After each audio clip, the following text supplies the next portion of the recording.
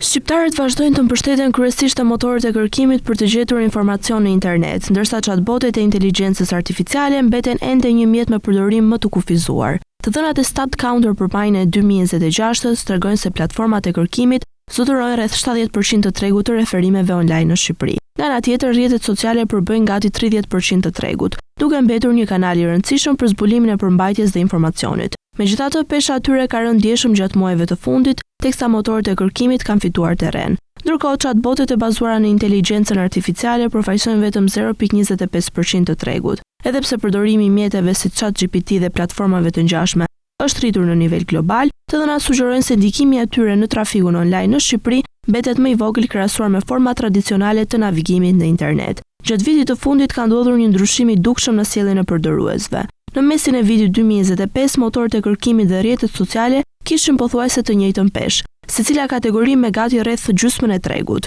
Megjithatë, në muajt të fundit të analizës, kërkimi online ka shënuar një tjetër rritje të fortë, duke arritur nivelin më të lartë të periudhës, ndërsa rrjetet sociale kanë pësuar një tkurrje të konsiderueshme. Kjo tendencë sugjeron se përdoruesit shqiptar po orientohen gjithnjë më shumë drejt kërkimit të drejtpërdrejtë të informacionit në internet, ndërsa inteligjenca artificiale si dhe rrjetet sociale, pavarësisht vëmendjes së madhe që kanë marrë globalisht, ende nuk kanë arritur të ndryshojnë mënyrën domethënëse se si shumica e shqiptarëve navigojnë dhe gjejnë informacione online. Google Chrome po forcon ndjeshëm dominimin në tregun shqiptar të shfletuesve të internetit. Të dhënat e StatCounter sugjerojnë se në majën e vitit 2026, Chrome arriti të kontrollojë 67% të tregut, niveli më i lartë i regjistruar gjatë 12 muajve të fundit. Në kahun tjetër, Safari ka përjetuar një ecuri të kundër. Shfletuesi i Apple, i cili një vit më parë lëvizte pranë nivelit 38 deri në 40%, ka rënë në 27% në maj.